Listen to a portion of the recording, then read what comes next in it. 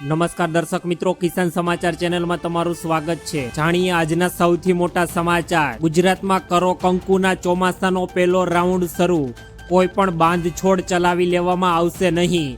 ભારત અને રશિયાની અતૂટ દોસ્તી। ચૂંટણી કાર્ડ ધારકો માટે ભારે દંડ, ખાસ ચેતજો। રાહુલ ગાંધીના સરકાર પર મોટા પ્રહારો। હવે વર્ષે મળશે 60,000 રૂપિયાની મોટી ભેટ। ખાદ્ય તેલના નવા નિયમો। મોદી આવ્યા ગુજરાતના પ્રવાસે। સરકાર ઘરે ઘરે ફ્રી વીજળી આપશે અને હવે આ પહેલાનું ભારત નથી। આ તમામ અગત્યપૂર્ણ અને મહત્વપૂર્ણ સમાચાર જાણીએ તે પહેલા મિત્રો, જો ખેડૂતોની આ કિસાન સમાચાર ચેનલમાં તમે નવા છો તો ચેનલને જરૂરથી સબસ્ક્રાઇબ કરતા જાજો અને વિડીયો લાઈક કરી દેજો। આજના સૌથી મોટા સમાચાર। ગુજરાતવાસીઓ કરો કંકુના ચોમાસાનો પહેલો રાઉન્ડ શરૂ। ગુજરાતમાં અત્યારે લોકો ચોમાસાની ભરપૂર તરીકે રાહ જોઈ રહ્યા છે અને ગુજરાતમાં અત્યારે ખેડૂતોથી માંડીને તમામ લોકો ગરમીથી કંટાળી ગયા છે અને અત્યારે એકમાત્ર વરસાદની રાહ જોઈ રહ્યા છે। ત્યારે હવે તમામ લોકો કરો કંકુના, કારણ કે અંબાલાલ પટેલે અત્યારે ગુજરાત રાજ્યને લઈને પહેલી મોટી આગાહી આપી દીધી છે, જેમાં 19 જૂનથી 28 જૂન દરમિયાન ગુજરાતના મોટા ભાગોમાં અત્યારે ચોમાસું આવરી લેશે અને સારો એવો વરસાદ થઈ શકશે। આ સમયગાળા દરમિયાન ચોમાસું વધુ સક્રિય બનવાની વધુ સંભાવના છે। સાથે જે પણ ખેડૂત મિત્રોએ વાવણી કરવાની હોય તે પણ અત્યારે તૈયાર થઈ જજો, કારણ કે આવનારા હવે 10 થી 12 દિવસ જ આડા બચ્યા છે। ગુજરાતમાં 25 જૂન સુધી ઉત્તર ભારતના અનેક જિલ્લાઓમાં વરસાદી સિસ્ટમ સકારાત્મક બની જશે અને તેમણે જણાવ્યું કે આ વર્ષે વરસાદનું વિતરણ તમામ વિસ્તારોમાં સમાન રહેવાની સંભાવના છે અને કેટલાક વિસ્તારોમાં અણધાર્યો ભારે વરસાદ પણ થઈ શકે છે, જ્યારે કેટલાક વિસ્તારોમાં વરસાદના લાંબા વિરામ પણ જોવા મળી શકે છે। પરિણામે કૃષિ, જળ સંગ્રહ અને સ્થાનિક આયોજન માટે આગોતરી તૈયારીઓ અત્યારે કરી લેવી તેવી આગાહી વ્યક્ત કરાઈ છે। ત્યારબાદના બીજા મોટા સમાચાર। હવે સરકાર કોઈ પણ પ્રકારની બાંધછોડ ચલાવી લેશે નહીં। નાયબ મુખ્યમંત્રી હર્ષ સંઘવીએ અત્યારે એક વાત સ્પષ્ટ કરી દીધી છે કે રાજ્યની સુરક્ષા અને શાંતિ સાથે સરકાર કોઈ પણ પ્રકારની બાંધછોડ ચલાવી લેવામાં આવશે નહીં। ગેરકાયદેસર ઘૂસણખોરી કે વસવાટ કરનાર તત્વો સામે સરકારે અત્યારે કડક ઝુંબેશ ચલાવી છે અને આગામી સમયમાં અત્યારે સરકાર દ્વારા ઝુંબેશ પણ ચાલુ રહેવાની છે। હાલ અત્યારે ગુજરાતના લોકોની સુરક્ષા માટે ગુજરાત પોલીસ દ્વારા તમામ જિલ્લાઓમાં જુદી જુદી ટીમો દ્વારા આ ઓપરેશન અંતર્ગત અન્ય શંકાસ્પદ વ્યક્તિઓ અને વિસ્તારોમાં સઘન સર્ચ ઓપરેશન ચલાવી તપાસની પ્રક્રિયા હજુ પણ કાર્યરત કરવામાં આવી છે।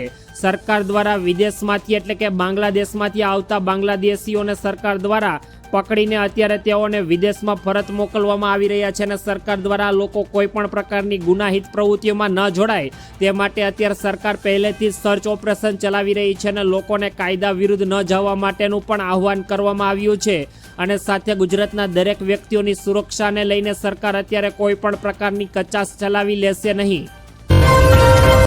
ત્યારબાદના ખૂબ જ મોટા સમાચાર મિત્રો। ભારત અને રશિયાની અતૂટ દોસ્તી વિશે આજે આપણે વાત કરીશું। ભારતીય વાયુસેના લાંબા સમયથી પોતાની સૈન્ય શક્તિ વધારવા માટે અત્યારે 5th જનરેશન એટલે કે 5મી પેઢીના ફાઇટર જેટની શોધમાં છે અને આ દરમિયાન રશિયાના પ્રમુખ વ્લાદિમીર પુતિને ભારત માટે પોતાના સંરક્ષણ જગતનો સૌથી મોટો અત્યારે દરવાજો માત્ર ને માત્ર ભારત માટે ખોલી દીધો છે। ફાઇટર જેટની સાથે તેઓની ટેકનોલોજી આપવા માટે પણ તૈયાર થઈ ગયા છે અને રશિયા ગુરુવારે વૈશ્વિક ન્યૂઝ એજન્સી સાથે વાતચીત કરતી વખતે પુતિને જાહેરાત કરી છે કે રશિયા ભારતમાં સંયુક્ત રીતે Sukhoi Su-57 retails fighter jet વિકસાવવા માટે અને તેનું ઉત્પાદન શરૂ કરવા માટે અત્યારે સંપૂર્ણ તૈયાર છે અને ભારતે આની પહેલા પણ અત્યારે રશિયાની દોસ્તી જોયેલી છે અને અમેરિકાના પ્રતિબંધ હોવા છતાં પણ ભારતે અત્યારે રશિયા પાસેથી ક્રૂડ ઓઇલ મંગાવ્યું હતું અને બદલામાં અત્યારે રશિયાએ પણ પોતાની દોસ્તી નિભાવી છે અને ભારતને પોતાના 5મી પેઢીના ફાઇટર જેટ આપવા માટે અને ના પણ આપવા માટે, કારણ કે તેઓ ભારતમાં અત્યારે આ ફાઇટર જેટનું ઉત્પાદન કરવા માટે પણ રાજી થઈ ગયું છે। ત્યારબાદના અગત્યપૂર્ણ સમાચાર। ખાસ ચેતજો, ચૂંટણી કાર્ડ ધારકો ભારે દંડ થઈ શકે છે। ભારતમાં દરેક નાગરિકોને માત્ર એક જ માન્ય મતદાર કાર્ડ રાખવાની પરવાનગી છે। જો કોઈ વ્યક્તિ 2 અલગ અલગ સરનામા અથવા રાજ્યોમાં મતદાર કાર્ડ ધરાવે છે તો એક ગંભીર ગુનો સરકાર દ્વારા માનવામાં આવે છે। આ કૃત્ય લોક પ્રતિનિધિત્વ અધિનિયમની કલમ 17 અને 31 તેમજ BNS કલમ 182 હેઠળ કાયદેસરનો ગુનો બને છે, જેમાં 1 મહિનાથી લઈને 5 વર્ષ સુધીની જેલ અથવા દંડ બંને થઈ સજા થઈ શકે છે.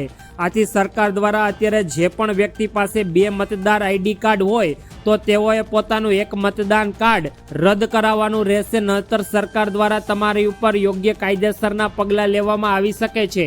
સરકાર ઈચ્છે છે કે દરેક વ્યક્તિઓ મતદાન આપે, પરંતુ માત્ર તેઓની પાસે એક જ ઓળખપત્ર હોય, ના કે 2. ત્યારબાદના અગત્યપૂર્ણ સમાચાર, રાહુલ ગાંધીના સરકાર પર આકરા પ્રહારો. કેન્દ્ર સરકારની વિદેશ નીતિ, જીએસટી અને કૃષિ અને શિક્ષણ સંબંધિત નીતિઓ પર આકરા પ્રહારો કર્યા. કોંગ્રેસના ભૂતપૂર્વ પ્રમુખ અને લોકસભા વિપક્ષના નેતા રાહુલ ગાંધીએ કેન્દ્રની મોદી સરકાર પર આકરા પ્રહારો કર્યા.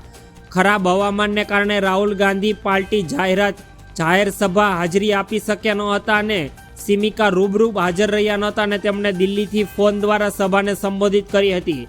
અમેરિકા ભારત પર દબાણ લાવી રહ્યું છે અને નક્કી કરી રહ્યું છે કે ભારતે કયા કયા દેશો પાસેથી તેલ ખરીદવું જોઈએ અને કયા પાસેથી નહીં. વિદેશ નીતિ સાથે કોંગ્રેસના નેતા સરકારની સ્થાનિક નીતિઓને પણ આકરી ટીકા કરી. તેમણે કહ્યું કે કેન્દ્ર સરકારની વર્તમાન નીતિઓને કારણે દેશની સુરક્ષા વ્યવસ્થા કૃષિ ક્ષેત્રે ઊંડા સંકટોમાં છે અને નીતિઓ સામાન્ય જનતા અને ખેડૂતોના હિતમાં નહીં પરંતુ પસંદગીના કેટલાક લોકોને લાભ આપવા માટે બનાવવામાં આવી રહી છે. જીએસટીનો ઉલ્લેખ કરતા રાહુલ ગાંધીએ કહ્યું કે આ કર પ્રણાલીને ખોટા અમલીકરણને કારણે દેશના નાના વ્યવસાયો બંધ થઈ ગયા અને તેના કારણે રોજગારી ગુમાવવી પડી છે અને સમગ્ર વ્યવસાય થોડા લોકોના હાથમાં કેન્દ્રિત થઈ ગયો છે. ત્યારબાદના મોટા સમાચાર, વર્ષે મળશે 60,000 રૂપિયાની ભેટ. અટલ પેન્શન યોજના 18 થી 40 વર્ષની વયના તમામ બેંક ખાતાધારકો માટે છે. આ યોજના એવા લોકો માટે છે મિત્રો કે જેઓ આવકવેરા ચૂકવતા નથી અને યોગ્ય દાન પસંદ કરેલી પેન્શન રકમના આધારે બદલાય છે. યોજનામાં અત્યારે જોડાયા પછી ગ્રાહક દ્વારા કરવામાં આવેલા યોગદાનના આધારે ગ્રાહકને 60 વર્ષની ઉંમર પછી સરકાર દ્વારા એક નિશ્ચિત રકમનું પેન્શન ચૂકવવામાં આવે છે. આ અંતર્ગત રોકાણકારોને 1,000 રૂપિયા અથવા 2,000 રૂપિયા અથવા 3,000 અથવા 4,000 અથવા 5,000 રૂપિયાની ગેરંટી માસિક સરકાર દ્વારા પેન્શન આપવામાં આવે છે. આ માટે તમારે 18 થી 40 વર્ષની વય દરમિયાન સરકાર દ્વારા નિશ્ચિત કરેલ 200, 150 અને 250 રૂપિયા જેટલી રકમ ચૂકવવાની રહેશે. ત્યારબાદ સરકાર દ્વારા તમને 60 વર્ષની ઉંમર પછી સરકાર દ્વારા તમને દર મહિને માસિક પેન્શન ચૂકવાશે. ત્યારબાદના ખૂબ જ મહત્વપૂર્ણ સમાચાર, ખાદ્ય તેલમાં નવા નિયમો. ઘણીવાર જ્યારે આપણે કરિયાણું ખરીદવા દુકાને જઈએ છીએ ત્યારે કંપનીની પેકેજિંગવાળી ચતુરાઈને આપણે સમજી શકતા નથી. આ જ રમતને ખતમ કરવા માટે કેન્દ્ર સરકાર હવે ખાદ્ય તેલ માટે સ્ટાન્ડર્ડાઇઝ પેક સાઇઝનો નિયમ લાગુ કરવાની તૈયારી કરી રહી છે. આ ઐતિહાસિક પગલાંનો સીધો હેતુ બજારમાં પારદર્શિકતા લાવવાના અને કંપનીની ચાલાકીઓને રોકવા તેમજ તેમને છેતરપિંડીથી બચાવી સાચી કિંમત સમાન ઉપલબ્ધ કરાવવાનો છે. જ્યારે સરકાર એવો નિયમ નક્કી કરી દેશે કે ખાદ્ય તેલ માત્ર 500 ml, 1 લીટર, 2 લીટર, 5 લીટર જેવા નક્કી કરેલા ધોરણોમાં જ વેચાશે ત્યારે કંપનીઓ વચ્ચે પેકેજિંગ સાઇઝને લઈને રમાતી આ માઇન્ડને ગેમ હંમેશા ખતમ થઈ જશે અને કિંમતોની સરખામણી કરવી પણ હવે તમારા માટે એકદમ સરળ થઈ જશે. ત્યારબાદના અગત્યપૂર્ણ સમાચાર, મોદી આવ્યા ગુજરાતના પ્રવાસે. વડાપ્રધાન નરેન્દ્ર મોદીના સુરત પ્રવાસને લઈને સમગ્ર દક્ષિણ ગુજરાતમાં અત્યારે ભારે ઉત્સાહનો માહોલ છે. પીએમ મોદીના ઐતિહાસિક મુલાકાત દરમિયાન સુરત સહિત સમગ્ર રાજ્યને 18,800 કરોડ રૂપિયાના વિવિધ વિકલ્પોની ભેટ આપવામાં આવશે. તેઓ સુરતના પ્રખ્યાત ઇન્ડોર સ્ટેડિયમના ખાતે એક વિશાળ જનસભાને સંબોધિત કરી રહ્યા છે.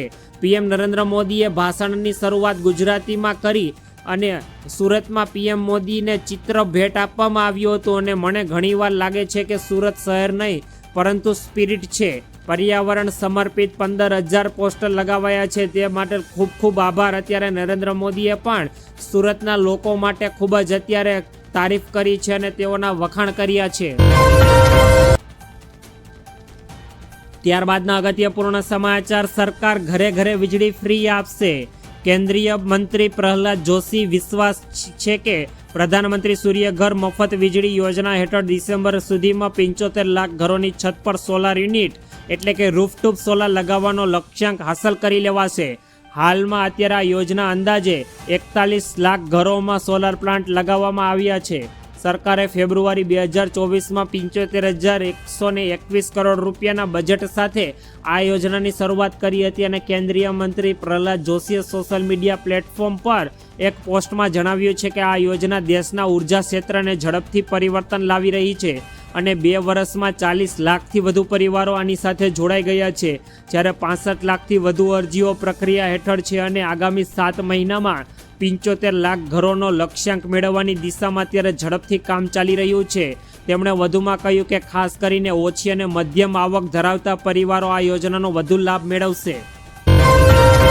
ત્યારબાદના મહત્વપૂર્ણ સમાચાર. આ હવે પહેલાનું ભારત નથી મિત્રો, અત્યારે આ હવે ભારત સશક્ત ભારત છે. રાજ્ય કૃષિ મંત્રી જીતુ વાઘાણીએ જણાવ્યું કે હંમેશા લોકોની સુખાકારી અને પ્રધાનમંત્રી પ્રકલ્પોનું લોકાર્પણ અને ખાતમુહૂર્ત કરતા હોય છે. વિકાસ વલંબી યાત્રા દેશભરમાં આગળ વધી રહી છે અને ભારત વિશ્વની હરીફાઈમાં આગળ વધી રહ્યું છે. આપણી કુશળતા પ્રધાનમંત્રીએ આખા વિશ્વને બતાવી છે અને આ ભારત પહેલાનું ભારત નથી, આ ભારત સશક્ત ભારત છે. અત્યારે ભારતનો ખેડૂત પણ અત્યારે આ ટેકનોલોજીમાં ધીરે ધીરે આગળ વધી રહ્યો છે અને વૈશ્વિક સ્તરે કોમ્પિટિશન કરી રહ્યો છે. ભારતમાં પણ હવે ધીમે ધીમે ખેત પેદાશોનું વિદેશમાં અત્યારે એક્સપોર્ટ વધી રહ્યું છે અને ભારતનો ખેડૂત પણ વિશ્વના ખેડૂતો સાથે અત્યારે